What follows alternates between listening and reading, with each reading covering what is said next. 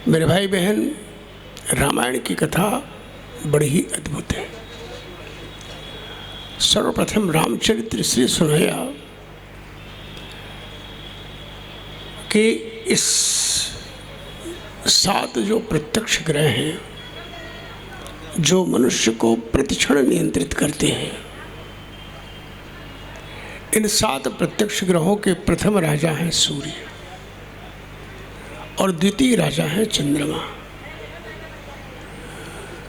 तो सूर्य आत्म तत्व को नियंत्रित करता है।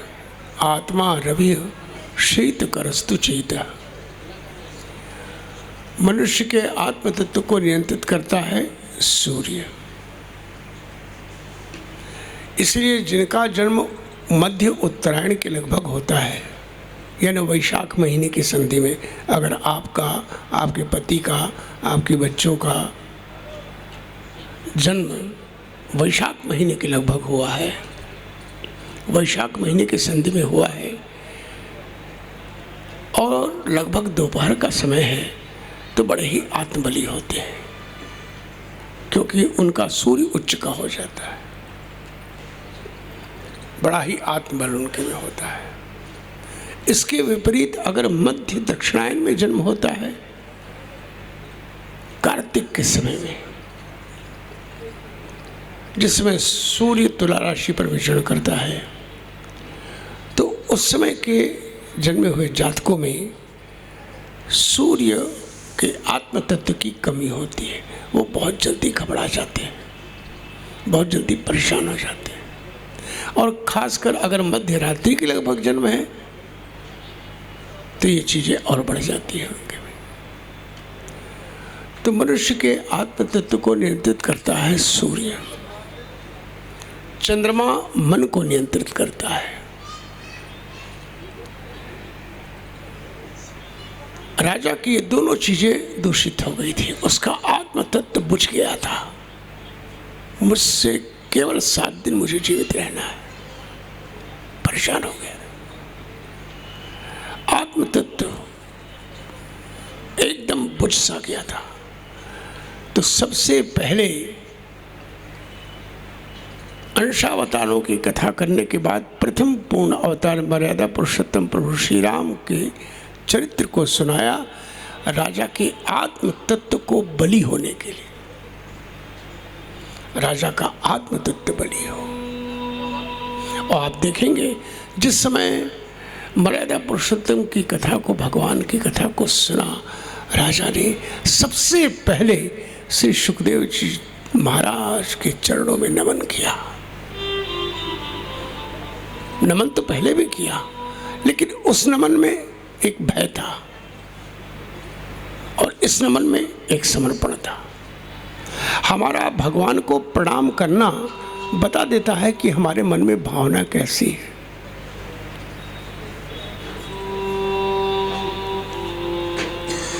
हम भगवान को प्रणाम करते हैं तो प्रणाम की मुद्रा ही बता देती है कि हमारे मन की भावना कैसी है।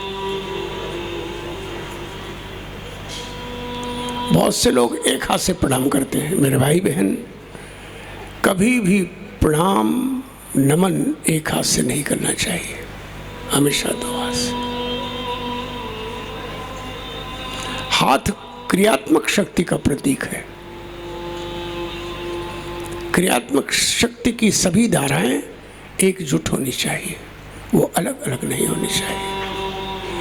बहुत से लोग प्रणाम तो करते हैं, सिर झुक जाता है, लेकिन मन नहीं झुकता है, हृदय नहीं झुकता है।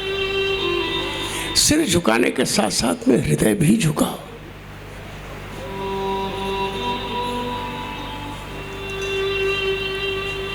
भाव से प्रणाम किया, तो प्रणाम करके बड़ी प्यारी बात कही, भगवान आपके श्रीमुख से जो मैं भगवान की कथा को सुन रहा हूँ।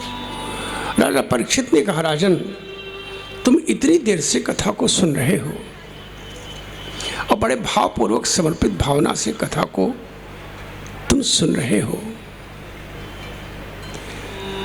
बड़ी निष्ठा से कथा को सुन रहे हो,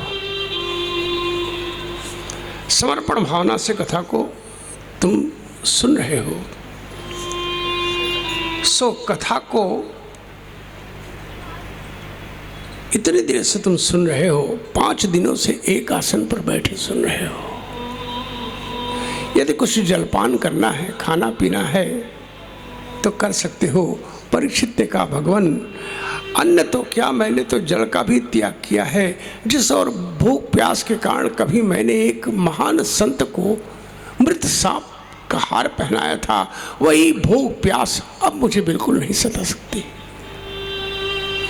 इसका कारण है कि मैं आपके श्रीमुख से बहे हुए भगवान के कथा अमृत का पान करके तृप्त हो रहा हूं। कथा के रसपान के कारण मुझे भूख और प्यास सता नहीं सकते। कथा में ऐसी तन्मयता होती है मेरे भाई बहन, कृष्ण कथा संसार को भुला देती है। जितनी देर आप कथा में बैठे रहते हैं आपको अनुभव होगा, जितनी देर हम कथा में बैठे रहते हैं संसार भूला रहता है। संसार को भूल जाता है व्यक्ति। भगवान की कथा संसार का विस्मरण करा देती है। कृष्ण कथा की महिमा है कि ये देहभान को भुला देती है और कथा तुम्हें अपने दोष का परिचय कराती है। कथा सुनते सुनते अगर मन भर आए, दिल भर आए, आंखों में आंसू आ जाएं, तो समझो कि मैंने कथा सुनी है। कृष्ण कथा में सारे रस हैं, हास्य भी है, श्रृंगार भी है, करुण भी है, भयानक भी है, क्योंकि भगवान कृष्ण रसो वैसे स्वयं रस रूप है। तो सबसे पहले राजा के आत्मतत्व को जागृत करने के लिए सूर्य वंश के राघव की कथा को सुनाया और फिर बाद में चंद्रवंश के माधव की कथा को सुनाया। भगवान की कथा मन को पवित्र करती है, अंतःकरण को शुद्ध करती है, क्योंकि चंद्रमा मन को नियंत्रित करता है। दोनों कथाओं को सुन करके राजा का आत्म तत्व जागृत और मन ऊंचाई पर पहुंचा।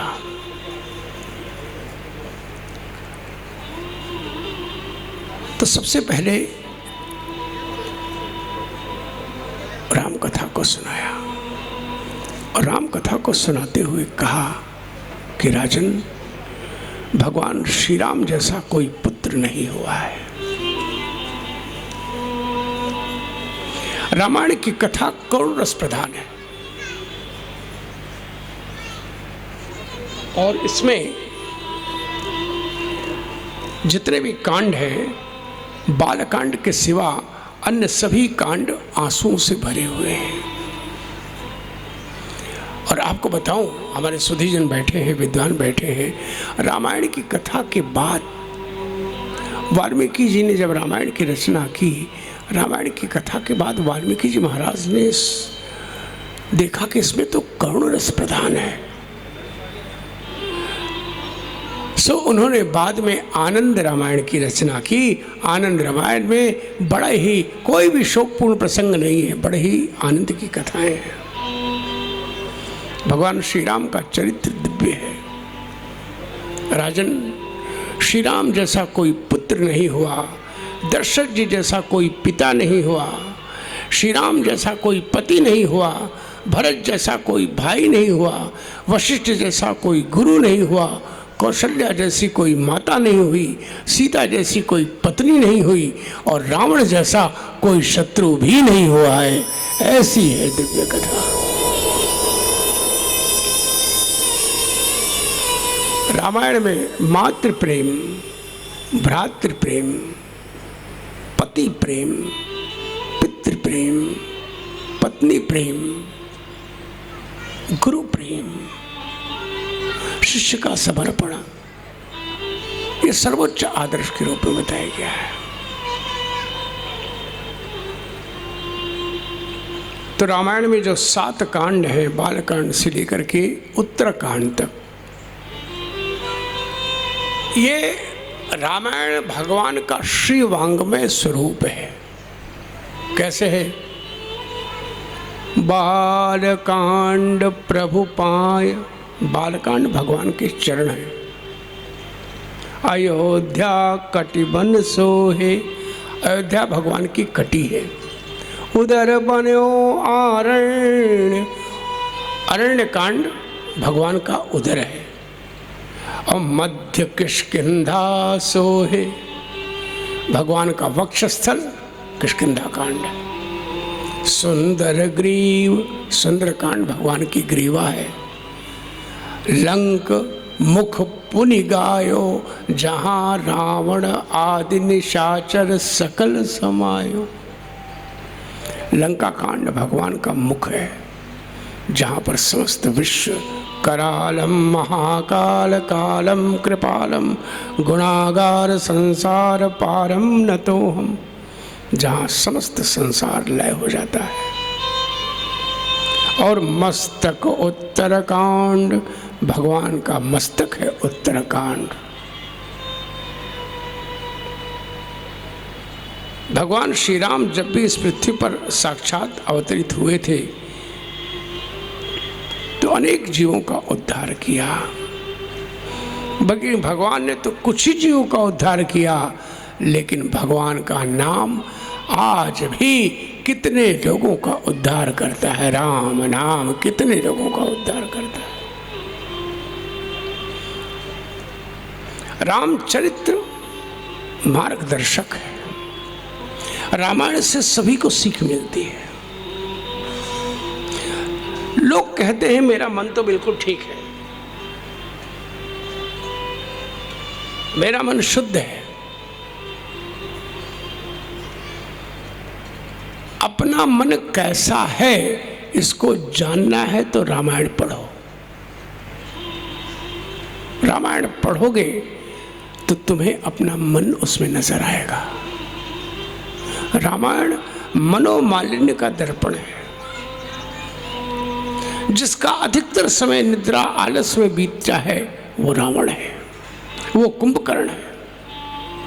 जिसका अधिकतर समय केवल धन की चिंता में दूसरों को कष्ट देने में बीतता है, दूसरों के धन पर दूसरों की चीजों पर निगाह रहती है, वो रावण है।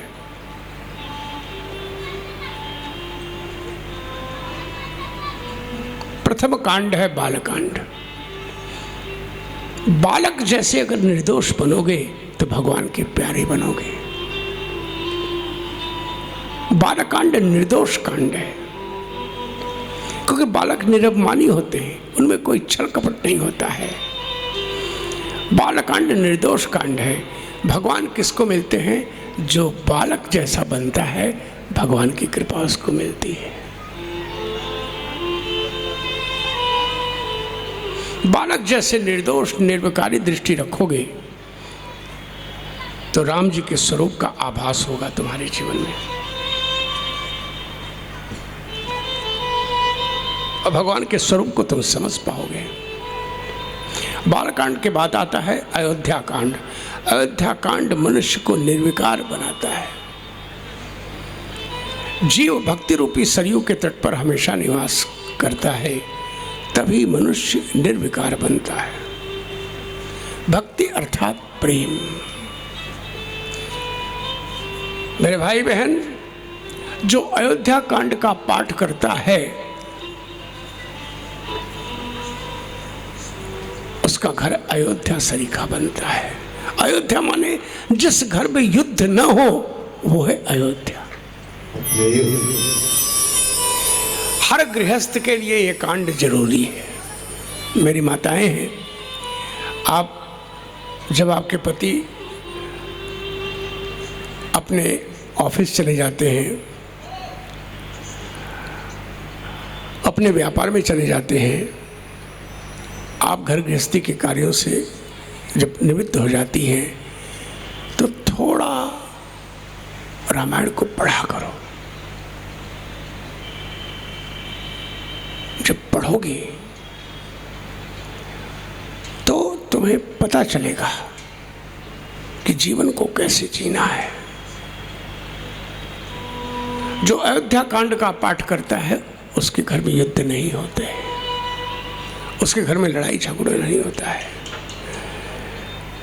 जो सभी से प्रेम करता है और त्यागमय जीवन जीता है, उसके घर में भगवान की कृपा मिलती है। जो सब में भगवान को, उसके स्वरूप को देखता है, मेरा भाई, मेरी माँ, मेरा बेटा, मेरी पत्नी, मेरी बेटी, मेरी माता, ये सब भगवान के अंश हैं। सिया राम मय सब जग जानी, करऊं प्रणाम जोरि जुग पानी।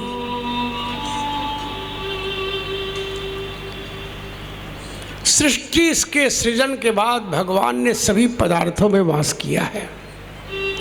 जब तक वे प्रवेश नहीं करते तब तक निरर्थक है।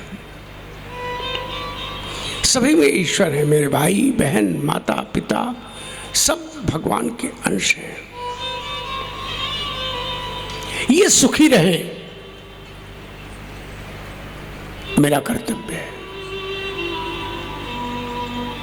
इनको दुख नहीं होना चाहिए, ये मेरा कर्तव्य है। अयोध्या कांड के पढ़ने से घर में लड़ाई झगड़े समाप्त हो जाते हैं। जीवन को विशुद्ध प्रेम में बनाओ।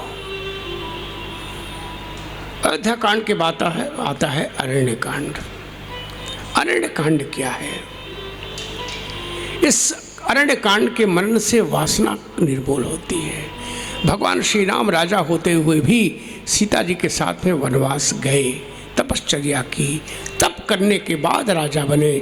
जिसने पहले तपश्चर्या की वो भोगोपभोग के प्रसंग में भी संयम और सावधानी से काम लेगा।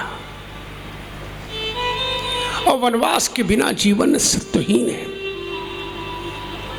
100 अधिक नहीं तो कम से कम 20-25 दिन हर वर्ष में किसी पवित्र नीरव स्थान में निवास करो, किसी पवित्र भूमि में निवास करो।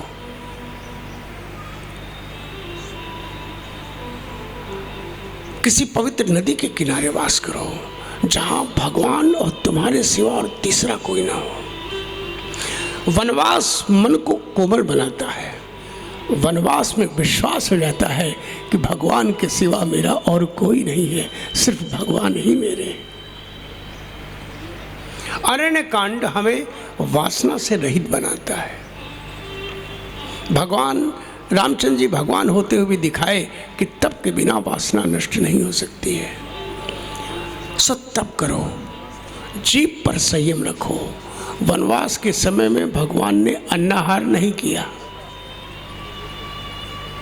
सो जो 20-25 दिन तुम किसी पवित्र नीरव स्थान पे रहो, किसी पवित्र नदी के किनारे रहो, उस समय अपनी सबसे पहले जीभ पर अंकुश रखो।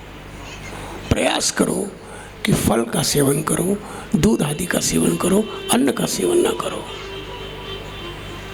तो क्या होगा? धीरे धीरे तुम्हारे में सतोगुण की वृद्धि होगी। सात्विक आहार के बिना मेरे भाई बहन जीवन में संयम नहीं। वनवास काल में उन्होंने किसी धातु का स्पर्श नहीं किया। श्रीफल से बने हुए पात्र में ही केवल जलपान किया। वासना धीरे धीरे कैसे नाश हो, ये हमको बताता है कौन सा कांड? अरण्य कांड। कुछ समय अरण्य, पवित्र नदी, नीरव स्थान पर निवास करो। यदि वासना पर विजय पानी है तो जीवन को सात्विक बनाना होगा। तपश्चर्या करोगे तभी रावण मरेगा। रावण क्या है? मोह है। मोह ही रावण के रूप में है। इस अरण्य कांड में भगवान ने शूर्पणखा, शबरी, सबका कल्याण किया। वे तो शूर्पणखा की ओर देखते भी नहीं है और शबरी को शुद्ध भक्ति की ओर से देखते हैं। मोह का नाश करो और जीवन को भक्तिमय बनाओ। ये कथा हमको सिखाती है अरण्य कांड की कथा। अरण्य कांड के बाद आता है किष्किंधा कांड। किष्किंधा कांड क्या है? अनय कांड में वासना के विनाश के बाद किष्किंधा कांड में सुग्रीव की राम जी से मैत्री हुई। जीव जब तक भगवान से मित्रता नहीं करता है तब तक उसका कल्याण नहीं होता है। ये कथा हमको किष्किंधा कांड में बताया है। सिर्फ श्लोक को पढ़ने से त्वमेव माता च पिता त्वमेव पढ़ने मात्र से भगवान से मित्रता नहीं होगी। मित्रता करने के लिए किसी मध्यस्थ को पकड़ो, संत को पकड़ो।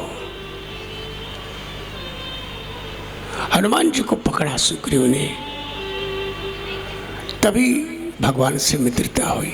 जब तक कोई संत नहीं होते हैं जीवन में तब तक भगवान से मित्रता, भगवान से संबंध नहीं बन पाता है संत का जीवन में। और तुम अगर सुग्रीव बनेगे, सुग्रीव माने सुग्रीव, जिसका कंठ सुंदर है। कंठ की शोभा कंठहार से नहीं है, कंठ की शोभा भगवान के नाम से है। अगर हमारे कंठ में भगवान का नाम है तो हम सुग्रीव होंगे। अगर कंठ में भगवान का नाम नहीं है तो कंठहार कितना भी कीमती पहने उस कंठ की शोभा नहीं है। जिसका कंठ सुंदर है अर्थात जिसके कंठ में भगवान का नाम है वही तो भगवान का मित्र बनता है।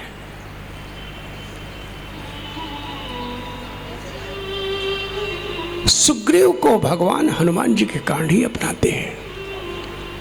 और इसके बाद आती है कथा सुंदरकांड।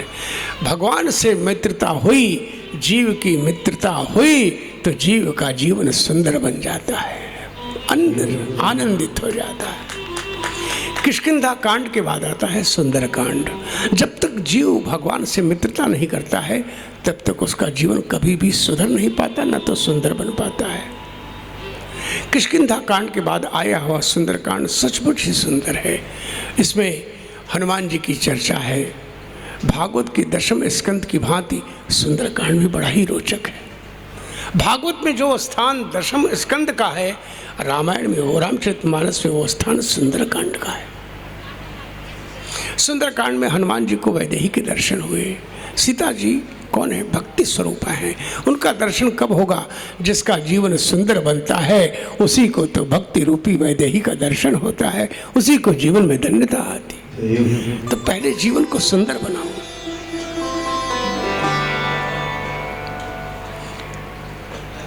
और मेरे भाई बहन, समुद्र पार करते समय सुरसा भी बाधा में डालती है, सुरसा सताती है। सुरसा अच्छा रस, सुंदर रस का पान करना, ये है सुरसा। जब हमेशा हम अच्छा अच्छा ही खाना चाहेंगे, नए नए रस की वासना करने वाली जीभ ही सुरसा है। सुरसा को हनुमान जी नष्ट करते हैं। जो संसार सागर को पार करना चाहता है उसको सबसे पहले अपने जीभ पर अंकुश करना होगा। और जीवन को अगर सुंदर बनाना है तो जीवन में भक्ति आनी चाहिए।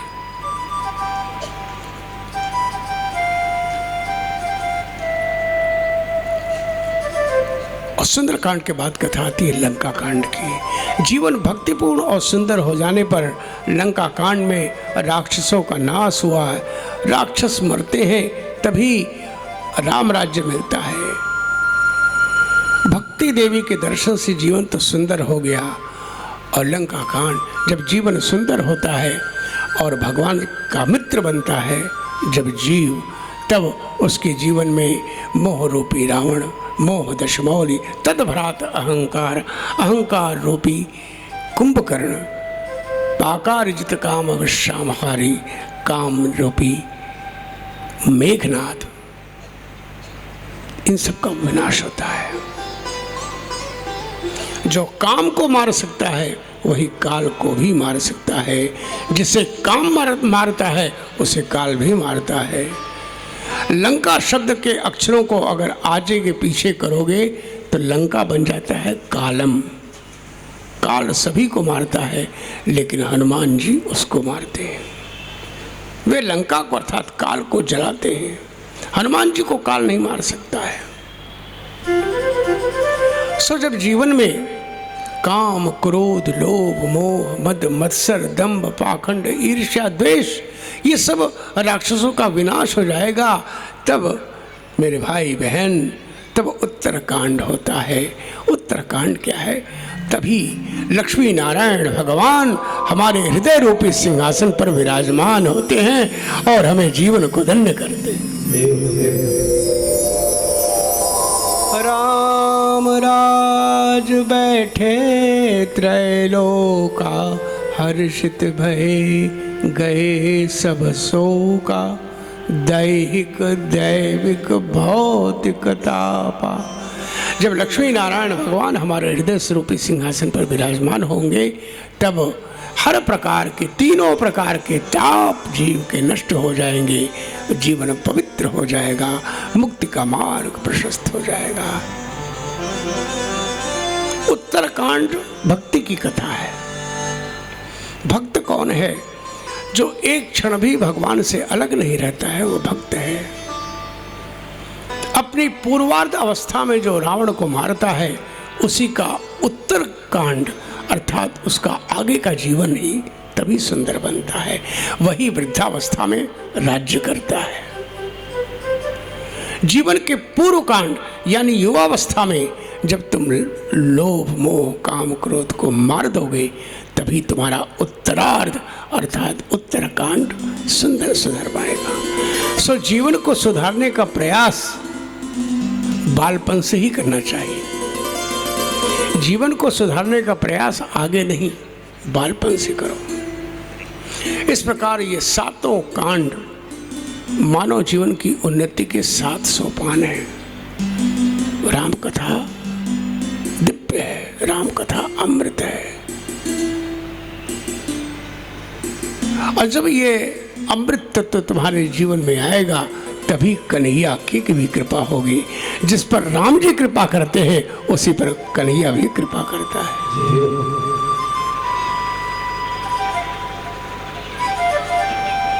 और बताया कि यही तन कर फल विषय न भाई, स्वर्गहु स्वल्प अंत दुखदाय। ये मनुष्य शरीर विषय भोग के लिए नहीं मिला है, ये मनुष्य शरीर भगवान को पाने के लिए मिला है। मानव शरीर पाकर के अगर केवल संसार के पीछे लगा रहेगा जीव, तो उसका कल्याण नहीं होगा। मानव शरीर पाकर के भगवान की भक्ति जीवन में बदले। इसलिए भाव से, तन्मयता से, समर्पण से भगवान की भक्ति करो। नहीं ठहरती मुश्किलें जिंदगी भर जिंदगी में, नहीं ठहरती मुश्किलें जिंदगी भर जिंदगी में, हर मुश्किल का एक सुहाना अंत होता है। क्या हुआ जो खुशियों की पतझड़ है आज, क्योंकि पतझड़ के मौसम के बाद ही बसंत होता है। पतझड़ के मौसम के बाद ही बसंत।